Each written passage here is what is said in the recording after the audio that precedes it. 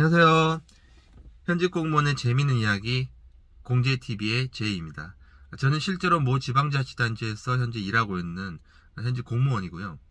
이 방송에서 저는 실제로 근무 중에 겪었던 에피소드나 기억에 남는 그런 사건 이야기들을 주로 해보겠습니다. 그 외에도 공무원에 대해서 혹시 궁금한 게 있거나 별도의 어떤 법적인 도움을 청하고 싶은 분들은 댓글을 남겨주시면 시간 날 때마다 답변을 드리도록 하겠습니다. 여러분들 다운계약서라고 들어보셨죠? 다운계약서란 주로 부동산을 거래할 때 양도소득세 등 세금을 줄이기 위해서 거래 당사자가 서로 합의를 해서 실제로 거래된 가격이 아닌 허위로 금액을 작성해서 계약을 한 거죠. 이는 명백한 불법행위입니다.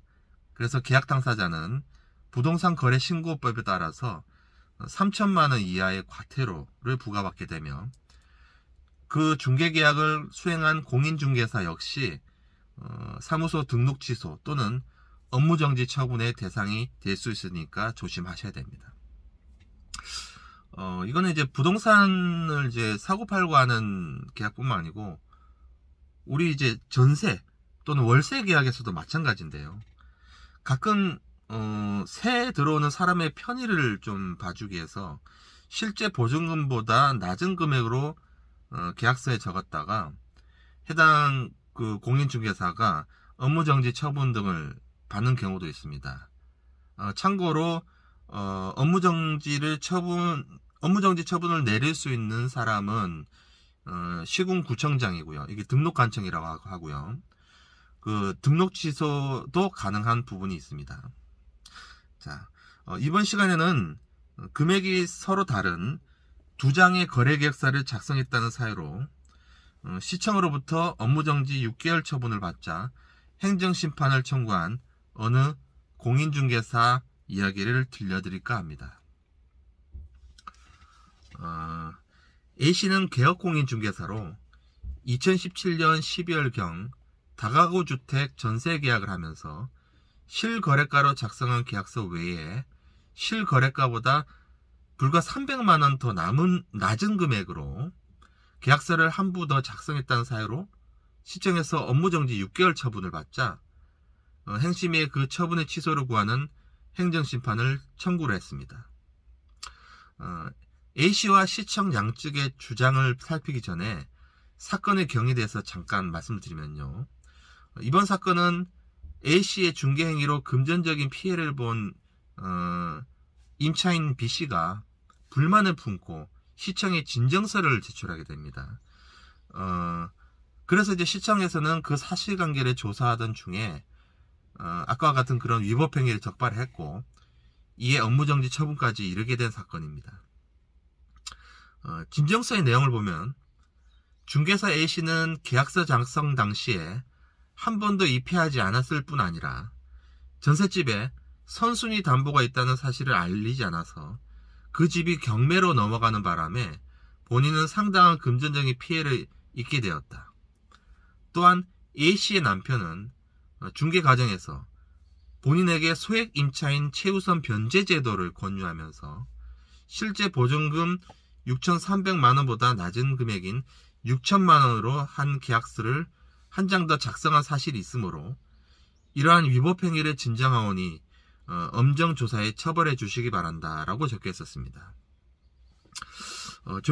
여기서 잠깐 이해를 돕기 위해 소액 임차인 최우선 변제 제도를 살펴보면 이는 이제 보증금이 소액인 경우 경매 과정에서 해당 임차인이 모든 채권자 중 가장 먼저 보증금 일부를 배당받을 수 있는 제도로서 특별시나 광역시 지역을 제외한 일반 지역의 경우 보증금 6천만원 이하에 한해서 2천만원 이하까지 최우선적으로 보증금을 돌려받을 수 있습니다. 쉽게 설명해 드리겠습니다.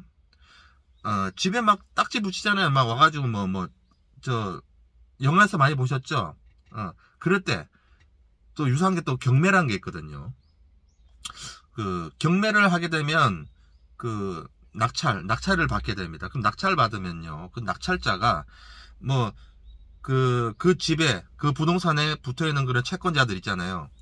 야, 이거 먹고 떨어져라. 다 주게 됩니다. 근데 이게 우선순위라는 게 있습니다. 이게 뭐 다 이렇게 동시에 줄 수는 없잖아요. 그리고 우선순위에서 밀린 사람들은 그 낙찰자로부터 한 푼도 못 받게 되는 그런 경우가 있습니다. 그런데 그 소액 임차인들은 사회적으로 좀 약자잖아요. 그렇기 때문에 그런 사람들을 특별히 우선 보호하고자 하는 그런 특별 규정입니다. 자, 아무튼 한편 청구서의 내용을 한번 살펴보도록 하겠습니다. 당초 전세보증금을 6,300만원으로 해서 계약했으나 이후 대출 금액이 많이 나오지 않아서 6천만원으로 변경해 계약을 진행한 사실은 있다. 하지만 이는 계약 변경으로 인한 것이지 이중계약은 절대 아니며 300만원 업 계약으로 취할 수 있는 이득이 전혀 없음에도 불구하고 업무정지 처분까지 한 것은 너무 지나치다 라고 A씨는 주장하고 있었습니다. 이건 너무한 거 아니냐고 시발. 진정인은 진정서에서 분명히 소액임차인 우선 보호 제도를 권유해서 이렇게 했다고 하는데, 또 공인중개사는 대출 금액이 많이 안 나서 이렇게 보증 금액을 변경을 했다 라고 둘이 상반대 주장을 일단 하고 있습니다. 사실관계는 그렇습니다. 이에 행심이는 일단은 시청의 답변을 한번 들어봐야죠. 예. 시청에서는 A씨가 중개사 법령을 위반해서 거래 금액이 서로 다른 두 장의 계약서를 작성한 것은 명백한 위법행위에 해당하므로 이 사건 처분은 적법 타당하다.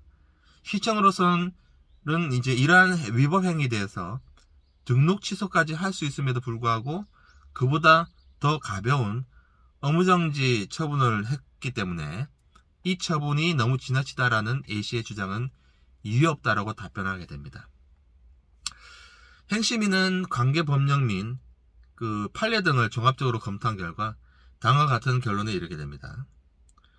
인정사실에 따르면 A씨는 이 사건 계약을 진행하면서 금액이 서로 다른 거래계약서를 작성했던 사실이 확인이 되고, 이는 당사자 간에 서로 다툼 없는 사실인 바 이 사건 위법행위에 대한 처분사유는 인정이 된다.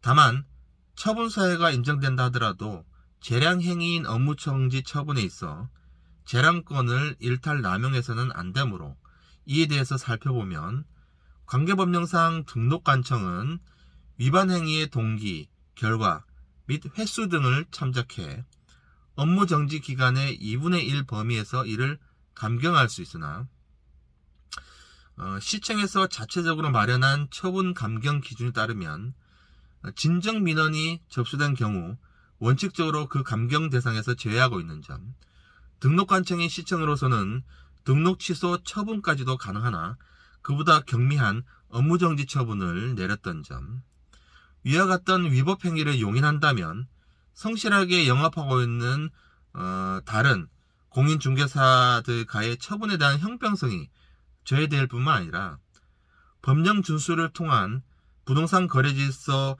확립이라는 공익이 A씨의 영업제한으로 침해받는 그런 사익보다 결코 가볍다고 볼 수 없는 점을 종합할 때 이 사건 처분에 달리 위법 부당함은 없다라고 하면서 결국 시청의 손을 들어주게 됩니다. 자, 지금까지 실제 사건을 통해서 행정심판이라는 것을 알아보았습니다. 다음 시간에도 역시 다른 재미있는 이야기를 들어 찾아뵙도록 하겠으니 다음 시간에 또 만나 뵙겠습니다. 안녕.